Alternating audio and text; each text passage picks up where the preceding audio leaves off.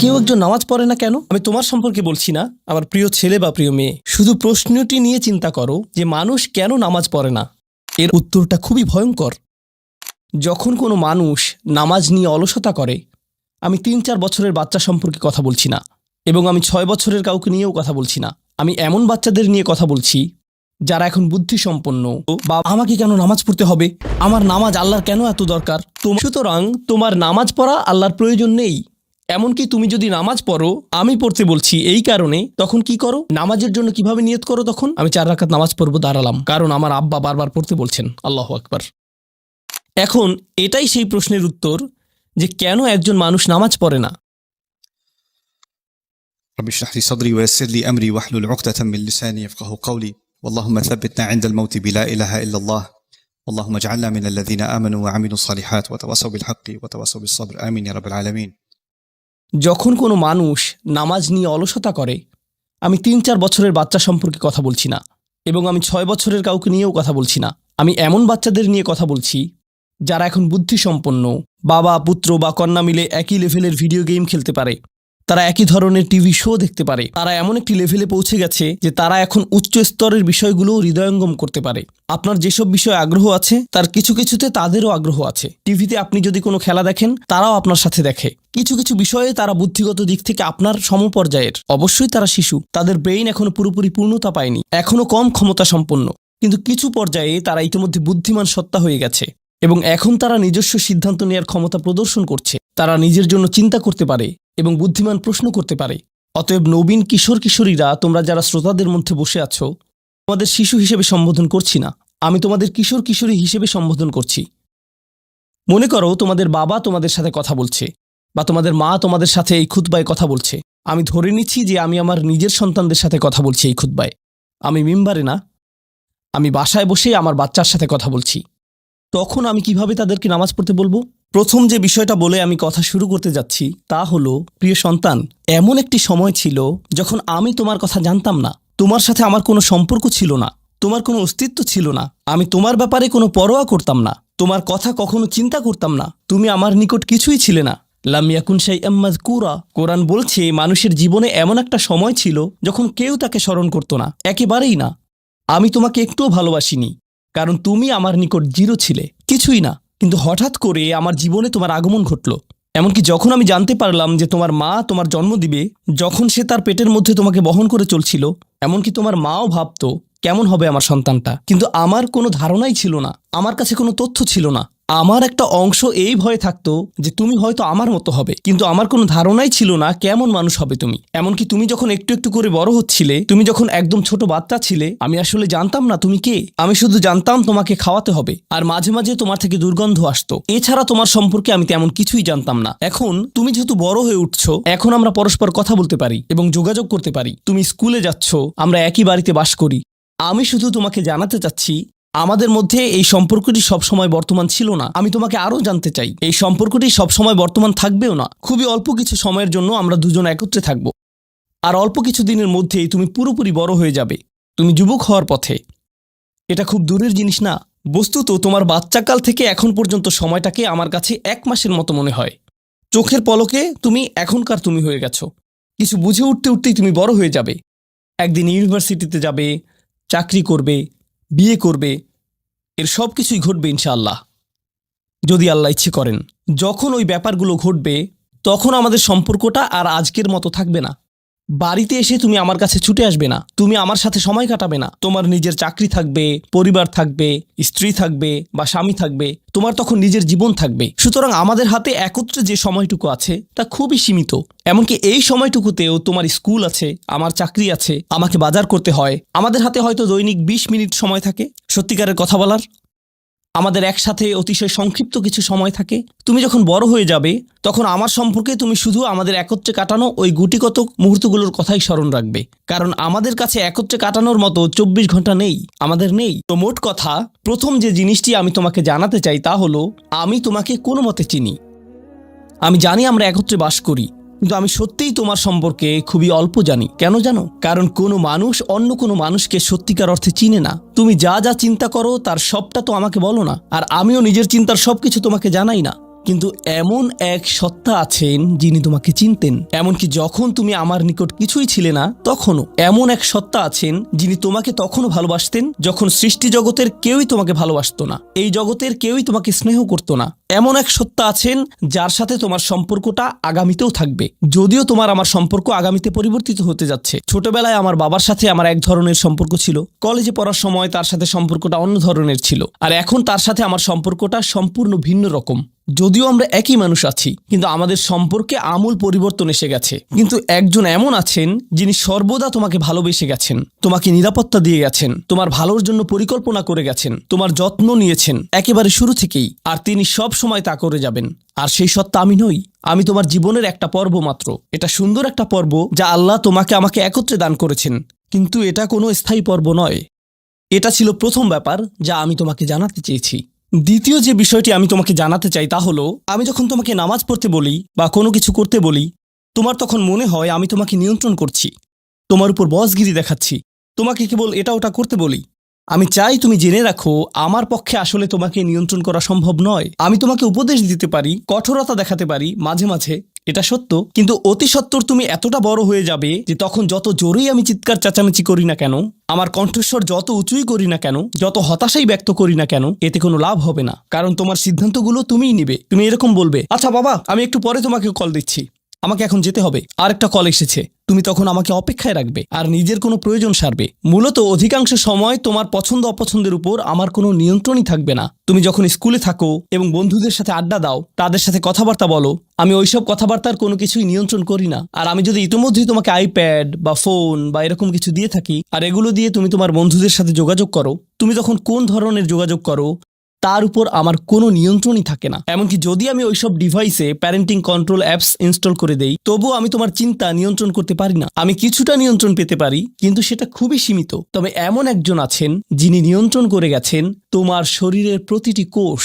একসময় তুমি যে মাইক্রোস্কোপিক তরল পদার্থ ছিলে, সেটাও তিনিই নিয়ন্ত্রণ করে গেছেন, যা তোমার মায়ের গর্ভে বড় হচ্ছিল, যা নিয়ন্ত্রণ করছিল তোমার জেনেটিক ক্রোম, যার উপর ভিত্তি করে তোমাকে সৃষ্টি করা হয়েছে। কেমন হবে তোমার শরীরের রং, তোমার চুলের আকৃতি, তোমার চোখ, তোমার বুদ্ধি কেমন হবে, তুমি কতটা লম্বা বা বেটে হবে, এর সবকিছুই তিনিই নিয়ন্ত্রণ করে গেছেন। তোমার উপর আসলে তার নিয়ন্ত্রণ আছে, আমার নয়। আমার একটি কথা মনে পড়ে গেল, যা রাসূল সাল্লাল্লাহু আলাইহি সাল্লাম তার মেয়ে ফাতিমা রাদিয়াল্লাহু আনহাকে বলেছিলেন, ইয়া ফাতিমাতু বিনতি মুহাম্মদ ইত্তাকিল্লাহ ফা ইন্নী লা আমলিকু লাকি মিনাল্লাহি শাইআ। ও ফাতিমা, মুহাম্মাদের কন্যা, আল্লাহর ব্যাপারে সচেতন থাকো। আল্লাহর নিকট আমার কোনো কর্তৃত্ব থাকবে না তোমার ব্যাপারে। এখন আমরা পরবর্তী পয়েন্টে এসে গেছি, যা এই কথার সাথে সম্পর্কিত। আমার যেহেতু নিয়ন্ত্রণ নেই, সত্য হলো তোমার ব্যাপারে আমি যতই সংরক্ষণশীল হই না কেন, আর আমি চাই যে তুমি ভালো করো, তবুও তোমার ভালো আমি নিয়ন্ত্রণ করি না, আর আমি এর জন্য দায়বদ্ধ নই। আল্লাহ প্রতিটি মানবকে তার নিজের জন্য দায়বদ্ধ করে সৃষ্টি করেছেন। দেখো, তুমি যদি ট্রাফিক আইন লঙ্ঘন করো, যদি একদিন ড্রাইভিং লাইসেন্স পাও এবং এরপর রাস্তায় লাল বাতি উপেক্ষা করে চলে যাও, পরে পুলিশ তোমাকে ধরলো, তখন তো তুমি বলতে পারবে না, আপনি একটু আমার বাবার সাথে কথা বলতে পারবেন না। তোমার নিজেকেই এই পরিস্থিতির মোকাবেলা করতে হবে। তোমার ইউনিভার্সিটি প্রফেসর যখন তোমাকে ফেল মার্ক দিবে, তখন তো বলতে পারবে না, একটু থামুন, আমার মাকে একটু কল দেই। না, তুমি নিজেই এই ফেইলের জন্য দায়ী। আইনের কোর্টে তোমার কাজের জন্য তুমি দায়ী। ইউনিভার্সিটিতে তোমার পাশ ফেলের জন্য তুমি দায়ী। তোমার চাকরিতে তুমি তোমার জন্য দায়বদ্ধ। তোমার স্বাস্থ্যের ক্ষেত্রে তুমি কি আহার করো, তুমি তোমার জন্য দায়বদ্ধ। নিজেকে যে কোনো বিপদে ফেললে এবং নিজের কোনো ক্ষতি করলে তুমি দায়বদ্ধ তোমার জন্য। তোমার বয়স যত বাড়বে, তোমার স্বাধীনতা যত বাড়বে, তোমার দায়বদ্ধতাও তত বৃদ্ধি পাবে। কেউ তোমাকে নিয়ন্ত্রণ করবে না এবং তোমার কাজের জন্য অন্য কেউ দায়ী হবে না। লা তাজিরু ওয়াজিরাতুন উযরা উখরা। কোনো ভার বহনকারী অন্যের ভার বহন করবে না। আমি আসলে তোমার জন্য দায়ী নই। আর শেষ বিচারের দিন আমরা প্রত্যেকে সম্পূর্ণ একাকী আল্লাহর সামনে উপস্থিত হব। এখন এই দুনিয়াতে আমরা একসাথে একত্রে বসবাস করছি, আমরা একই পরিবারের সদস্য, আমরা কোলাকুলি করি, আমি আমৃত্যু তোমাকে ভালোবাসি, আমি সর্বদা তোমাকে নিয়ে চিন্তা করি। কিন্তু সামনে এমন একটা দিন আসছে যেদিন আমরা আমাদের সমগ্র অস্তিত্বের সবচেয়ে নিঃসঙ্গ সময় পার করব। বস্তুত শেষ বিচারের দিন তুমি যদি আমার কাছে দৌড়ে আসো, এমন হতে পারে যে আমি তোমার থেকে দৌড়ে পালাবো।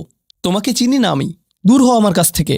আমি এখন আমার হিসেব নিয়ে চিন্তিত, কারণ তোমার সাথে আমার সম্পর্কটি ছিল সামান্য কয়েকটি ক্ষুদ্র সেকেন্ডের জন্য আল্লাহর সাথে সম্পর্কের তুলনায়, যে সম্পর্কটি আরো অনেক বড়, অনেক বেশি পুরনো, আর ওটা থাকবে আরো বেশি সময় ধরে। আমাকে এখন ওই সম্পর্কটা নিয়ে ডিল করতে হবে শেষ বিচারের দিন। অতএব আমাদের এই সম্পর্কটি ইয়াউমা ইয়াফিরুল মারউ মিন আখিহি ওয়া উম্মিহি ওয়া আবিহি, এই ধরনের সব আয়াত। লোকটি পালাবে তার মা থেকে, তার বাবা থেকে, তার ছেলে মেয়েদের থেকে, তার ভাই বোনদের থেকে, তার স্ত্রী বা স্বামী থেকে। কেউ কেউ ভাবছেন স্ত্রী থেকে পালানো, এটা তো আমি বর্তমানেও করি। তো পরবর্তী যে বিষয়টি আমি তোমাকে জানাতে চাই তা হলো, আমি তোমার কাছ থেকে সম্মান অনুভব করতে চাই, ঠিক যেভাবে তুমিও আমার প্রদত্ত যত্ন অনুভব করতে চাও। তুমি যখন কাউকে ভালোবাসো তখন কেমন যেন তার কাছে তোমার একটা চাহিদা তৈরি হয়। আমার নিকট তোমার চাহিদা হলো বাসার সমস্ত প্রয়োজন ঠিকমতো মেটানো হচ্ছে তো, আমার দায় দায়িত্বের অন্তর্ভুক্ত। আমার কাছে তোমার চাহিদা হলো আমি যেন কারেন্ট বিল প্রদান করি, ঘরের এসিটা যেন কাজ করে। তুমি চাও আমি যেন তোমার স্কুলে যাওয়া নিশ্চিত করি, তুমি চাও আমি যেন তোমাকে জামা কাপড় কিনে দেই। এগুলো আমার দায়িত্ব। আর আমি চাই তুমি যেন আমাকে কিছুটা সম্মান প্রদর্শন করো এবং শ্রদ্ধা দেখাও এবং আমার কথা শোনো। এগুলো তো সবাই বুঝে, কিন্তু আল্লাহর সাথে তোমার সম্পর্কটা অন্যরকম। তার কাছ থেকে তোমার অনেক কিছু দরকার, কিন্তু তোমার কাছ থেকে তার কোনো কিছুরই দরকার নেই। তোমাকে তার একটুও প্রয়োজন নেই। আসলেই তার কারোরই দরকার নেই বা কোনো কিছুরই দরকার নেই। চলো তোমার সম্পর্কে কথা বলি। তুমি যখন বলো আমাকে কেন নামাজ পড়তে হবে, আমার নামাজ আল্লাহর কেন এত দরকার, তোমার কোনো কিছুরই আল্লাহর প্রয়োজন নেই। এই নামাজ কোনোভাবেই তার উপকারে নয়। আল্লাহ এমনকি বলছেন যখন কোনো কিছুই থাকবে না, চলো কোরআন থেকে একটা উদাহরণ দেই। যখন এই মহাবিশ্বে কিছুই থাকবে না, চলো কয়েক সেকেন্ডের জন্য আল্লাহর গৌরব নিয়ে কথা বলি। সম্প্রতি বিশ্বকাপ চলার সময় আমি কাতারে ছিলাম। যেই টিম জয়লাভ করে, আর্জেন্টিনা জয়লাভ করে, তাদের জন্য এটা ছিল একটা দারুণ গৌরবময় মুহূর্ত। সবাই তাদেরকে নিয়ে আনন্দ উৎসবে মুখর। কল্পনা করো খেলোয়াড়টাকে নিয়ে উৎসব চলছে, কিন্তু কোনো দর্শক নেই, কোনো ক্যামেরা নেই, কোনো স্টেডিয়াম নেই, কিচ্ছু নেই। একটা লোক একা একা একটি দ্বীপে বাস করে। সে ফুটবলটাতে লাথি দিয়ে একটা গোল করে ফেলল আর বলে উঠল, ইয়ে, আমি সেরা। কিন্তু কেউ তো সেখানে নেই। এমন ঘটনার কথা শুনলে মনে করবে লোকটি পাগল হয়ে গেছে, তাই না? গৌরব পেতে হলে গৌরব করার মতো একদল দর্শক থাকতে হবে। স্বীকৃতি পেতে হলে একদল মানুষ আশেপাশে থাকতে হবে যারা স্বীকৃতি দিবে। প্রশংসা পেতে হলে, কদর পেতে হলে নিজে নিজে তো আর প্রশংসা পেতে পারো না।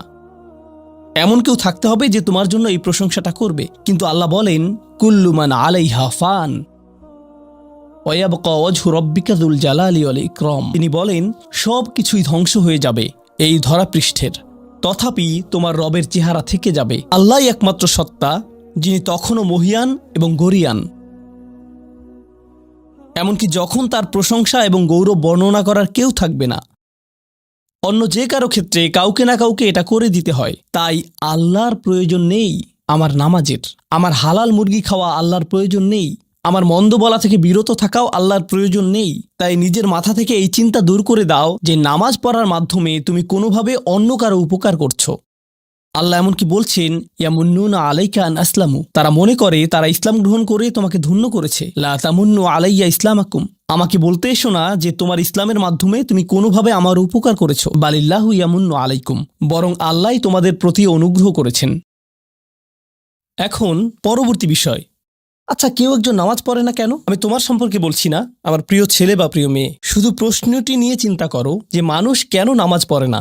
এর অনেকগুলো উত্তর থাকতে পারে, আর এই প্রশ্নের উত্তর আল্লাহর কাছেও আছে। উত্তরটা খুবই ভয়ঙ্কর। এই উত্তরটি আমি খুতবার শুরুতে পড়েছি। তিনি বলেন, ফালা সাদ্দাকা ওয়ালা সাল্লা ওয়ালাকিন কাযযাবা ওয়া তাওয়াল্লা। সে আসলে সত্য গ্রহণ করেনি এবং সে নামাজও পড়েনি। তিনি কাফের সম্পর্কে বলছিলেন। তিনি দুইটা জিনিস বলেছেন, এই লোকটি সত্য গ্রহণ করেনি এবং নামাজও পড়েনি। কথাটা ভাবনার উদ্রেক করে। যদি বলা হয় সে সত্য গ্রহণ করেনি, আমার আশা হলো তিনি বলবেন লা সাদ্দাকা ওয়ালা আমানা, কিন্তু তিনি বলছেন লা সাল্লা। এর মানে হলো আল্লাহর সত্য গ্রহণ করার ব্যাপারে তোমার অন্তরে কিছু একটা মিসিং আছে। না না না, বাচ্চাটা বলে আমি আল্লাহকে বিশ্বাস করি, আমি মুসলিম। হ্যাঁ, তুমি এখানে মুসলিম, তোমার মাথায়। কিন্তু এই সত্য তো শুধু তোমার মাথার জন্য না, এই সত্য তোমার অন্তরের জন্য। তুমি এখনো অনুভব করছো না যে ব্যাপারটা কেমন সিরিয়াস। তুমি এখনো উপলব্ধি করছো না যে এটা কি। মাঝে মাঝে কোনো বিষয় তুমি জানো হয়তো, কিন্তু এই নিয়ে চিন্তা করা থেকে পালিয়ে বেড়াও। এটা সত্য, তুমি জানো বিষয়টা কিন্তু চিন্তা করতে চাও না। আর তাই এটা যেহেতু মিসিং, ঠিক এই কারণে আমি সহজেই নামাজের কথা ভুলে যাই কখনো কখনো, এবং তুমিও ভুলে যাও কখনো কখনো। এমনটা ঘটে কারণ আমাদের অন্তর কিছুটা বিভ্রান্ত হয়ে পড়ে। দিনের এই সত্যতা, আল্লাহকে সেই সত্যটা, সেই অকাট্য সত্যটা আমাদের মস্তিষ্কের পেছনের কোনো একটা সেলফে গিয়ে পড়ে থাকে। আমরা অন্য কিছুতে ব্যস্ত হয়ে পড়ি এবং এই নিয়ে আর চিন্তা করি না। আল্লাহ এটাই বলেছেন। সুতরাং তোমার নামাজ পড়া আল্লাহর প্রয়োজন নেই। এমনকি তুমি যদি নামাজ পড়ো, আমি পড়তে বলছি এই কারণে, তখন কি করো? নামাজের জন্য কিভাবে নিয়ত করো? তখন আমি 4 রাকাত নামাজ পড়বো, দাঁড়ালাম, কারণ আমার আব্বা বারবার পড়তে বলছেন। আল্লাহু আকবার। নবী সাল্লাল্লাহু আলাইহি সাল্লাম আমাদের বলেছেন, নিয়ত সঠিক না হলে কাজের কোনো মূল্য থাকে না। ইন্নামাল আমালু বিন্নিয়াহ, ইন্নামাল আমালু বিন্নিয়াত। এমনকি যদি তুমি কাজটা করেও থাকো কিন্তু তোমার নিয়ত ছিল আমি শুধু তোমাকে বিরক্ত করি, এটাই তোমার নিয়ত, তখন এই নামাজ আমার যেমন কোনো উপকার করবে না, ঠিক তেমনি তোমারও কোনো উপকার করবে না। তোমার সত্যিকারের আন্তরিক নামাজ থেকে একমাত্র যে উপকৃত হবে সে হলো তুমি নিজে। এখন এটাই সেই প্রশ্নের উত্তর যে কেন একজন মানুষ নামাজ পড়ে না। আরও 2টা কথা তোমার সম্পর্কে বলতে চাই। তার মাঝে একটা হলো নামাজ পড়ার উদ্দেশ্য কি, কোন কারণে পড়ব। কারণ তুমি হয়তো ভাবছো নামাজ পড়ার উদ্দেশ্য হলো তুমি যেন জাহান্নামে না জ্বলো। নামাজ পড়ার উদ্দেশ্য হলো তুমি যদি নামাজ না পড়ো আল্লাহ তোমাকে ঘৃণা করবেন। নামাজ পড়ার উদ্দেশ্য হলো তুমি যদি নামাজ না পড়ো তুমি শাস্তি পাবে, অথবা তুমি আর মুসলিমই থাকবে না, ফেরেশতারা তোমাকে অভিশাপ দিবে। সমস্ত নেতিবাচক বিষয়। আল্লাহ ওই সমস্ত উদ্দেশ্যের কথা উল্লেখ করেননি। নেতিবাচক কিছু থেকে মুক্তি পাওয়া নামাজের মূল উদ্দেশ্য নয়। নামাজের মূল উদ্দেশ্য হলো ইতিবাচক কিছুর দিকে ছুটে চলা, এটাই নামাজের উদ্দেশ্য। এমন 2 ছাত্রের মধ্যে পার্থক্য যেন একজন লেখাপড়া করে যেন সে ফেল না করে, আর অন্যজন লেখাপড়া করে কারণ সে ওই সাবজেক্টটা পড়তে ভালোবাসে। একজন ছাত্র পড়ালেখা করছে পজিটিভ কিছুর জন্য, আর অন্যজন পড়ালেখা করছে কারণ সে এমন কিছু থেকে বাঁচতে চাচ্ছে যা নেগেটিভ। একজন কর্মচারী তার চাকরিটাকে দারুণ ভালোবাসে, আর অন্য একজন কর্মচারী শুধু চায় সে যেন চাকরিটা না হারায়। তারা একই চাকরি করছে, একেবারে অভিন্ন চাকরি, কিন্তু একজন চাকরিটা করতে পেরে কি যে খুশি, কত যে আনন্দ তার, আর অন্যজন খুবই হতাশ, সবসময় মনমরা ভাব। কেন? কারণ তাদের একজন এটা করছে ক্ষতিকর কিছু থেকে মুক্তি পাওয়ার জন্য, আর অপরজন এটা করছে উপকারী কিছুর দিকে ছুটে চলার জন্য। আল্লাহ কোরআনে যখন আমাকে নামাজ সম্পর্কে বলেছেন যে কেন আমাদের নামাজ পড়া দরকার, তিনি মূসা আলাইহিস সালামকে এই উত্তরটা বলে দিয়েছেন যখন তিনি তার সাথে সাক্ষাৎ করেছিলেন। তিনি বলেছেন, আকিমিস সলাতা লিযিকরি, আর আমাকে স্মরণ করার উদ্দেশ্যে নামাজ কায়েম করো। তোমার নামাজ ঠিক রাখো যেন তুমি তোমার রবকে স্মরণ করতে পারো। আমি তোমাকে ইতিমধ্যে বলেছি যে তোমার আমার সম্পর্কটা খুবই সীমিত, কিন্তু তোমার সাথে আল্লাহর সম্পর্কটা অনেক আগে থেকে শুরু হয়েছিল, আর তার সাথে তোমার এই সম্পর্কটা অনন্তকাল ধরে বলবৎ থাকবে। তাই সেই সম্পর্কটির কথা স্মরণে আনা আবশ্যক, কারণ ভালো যত কিছু তোমার কাছে আসে তা আসে ওই সম্পর্কটা থেকেই। সামান্য কিছু ভালো জিনিস তোমার বাবার কাছ থেকে আসে, কিছু কিছু ভালো জিনিস, কিন্তু সকল ভালো জিনিস যা তোমার কাছে আসে তা আসে একমাত্র ওই সম্পর্কটির কারণে। যদি তুমি চাও সকল উপকারী জিনিস তোমার জীবনে অবস্থান করুক, তখন তোমাকে অবশ্যই তার কথা স্মরণ করতে হবে যার নিকট থেকে সকল কল্যাণের আগমন ঘটে, যার নিকট থেকে সকল নিয়ামতের আগমন ঘটে, সকল রিজিকের আগমন ঘটে, সকল হেদায়েতের আগমন ঘটে। আর তাই আল্লাহ বলছেন সর্বোত্তম যে উপায়ে তুমি এটা করবে তা হলো নামাজের মাধ্যমে তুমি আমাকে স্মরণ করবে। এজন্যই তোমার নামাজ পড়া দরকার। আচ্ছা, পরিশেষে এজন্যই তোমার এটা করা উচিত, কিন্তু তুমি এটা করছো বলেই সঠিক নিয়ত সহকারে। আল্লাহ বলছেন কেবল এখানেই শেষ নয়, এর কিছু উপকারিতাও আছে।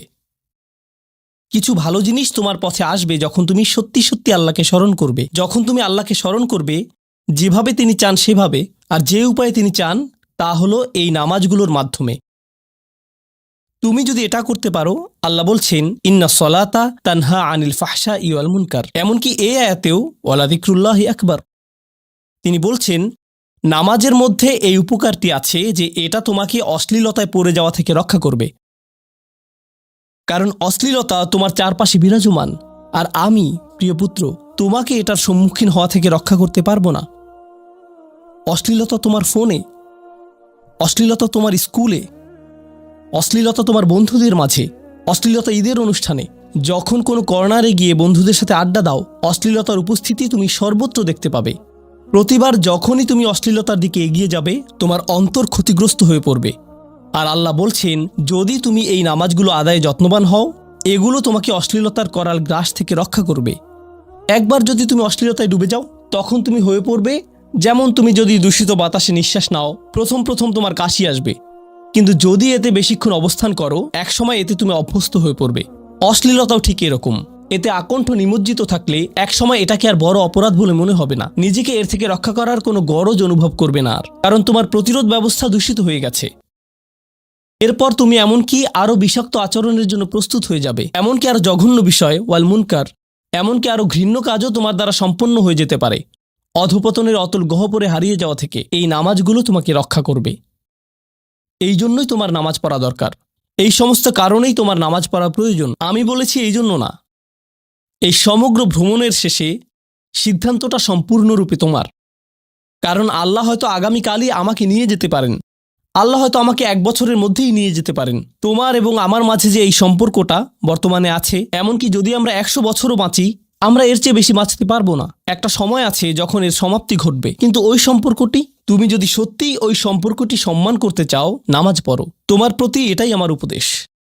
এখন আমি পিতামাতার উদ্দেশ্যে কথা বলবো। এটা হবে ছোট্ট একটা রিমাইন্ডার আমার জন্য এবং আমাদের সবার জন্য, আমাদের পিতামাতাদের জন্য। সন্তানাদি আল্লাহ প্রদত্ত একটা নিয়ামত, তাদেরকে এজন্য দেওয়া হয়নি যেন আমরা তাদের নিয়ন্ত্রণ করতে পারি। যত বেশি আমরা তাদেরকে নিয়ন্ত্রণ করতে চাইব, তত বেশি হতাশ হব সকল অবস্থাতেই। আমি দেখেছি এমনটা, বিশেষ করে যে পরিবারগুলো তাদের সন্তানদের দিনের সুরক্ষা করতে চায়, তারা যত বেশি সন্তানদের উপর জোর করে দিন চাপিয়ে দিতে চায়, তত বেশি ওই ছেলেমেয়েগুলো অদ্ভুত সব উপায়ে বিদ্রোহ প্রকাশ করে। কারণ যে বিষয়টা আল্লাহ চান আপনি তাদেরকে প্রদান করুন, আপনার ছেলেমেয়েদের কাছে আপনার যে সুযোগ আছে, সেটা তাদেরকে আপনার আদেশ নিষেধ মানতে বাধ্য করার জন্য নয়। সুযোগটা এই জন্য দেয়া হয়েছে যেন আপনি তাদেরকে এমন সব বিষয়ে চিন্তা করাতে পারেন যা শুধু আপনার পক্ষেই চিন্তা করানো সম্ভব। তাদেরকে এমন সব বিষয়ে পছন্দ করাতে পারেন যা শুধু আপনার পক্ষেই পছন্দ করানো সম্ভব। আপনার বাচ্চাটা বাস্কেটবল পছন্দ করে কারণ সে আপনাকে বাস্কেটবল খেলতে দেখেছে। সে প্লে স্টেশন পছন্দ করে কারণ সে তার বাবাকে প্লে স্টেশনে খেলতে দেখেছে। এভাবে আপনি বাচ্চাটার অন্তরে কোনো কিছুর জন্য ভালোবাসা তৈরি করে দিতে পারেন, কারণ আপনি যেরকম, আপনার পক্ষে এটা করা সম্ভব। আর যখন বাচ্চাদেরকে বলতে থাকেন তোমার হোমওয়ার্ক করো, তোমার হোমওয়ার্ক করো, আপনার সন্তানের বয়স যখন 40 হবে, সে তখন বলবে না আমি হোমওয়ার্ক ভালোবাসি, কিন্তু 40 বছর বয়সেও সে বলবে আমি বাস্কেটবল ভালোবাসি, আমার বাবা সবসময় বাস্কেটবল খেলতেন। আপনি যা ভালোবাসেন তা ট্রান্সফার হয়ে তার কাছে চলে যায়, আর যা করতে বলেন তা প্রত্যাখ্যাত হয়ে যায়। এমনটি আপনার ক্ষেত্রেও ঘটেছিল। আপনার ছেলে মেয়েদের কথা ভুলে যান, আপনার নিজের বাস্তবতাও এটাই। আপনার বাবার কিছু কিছু জিনিস যে আপনি এখনও পছন্দ করেন, তা ভালোবাসার মাধ্যমে আপনার নিকট ট্রান্সফার হয়েছিল।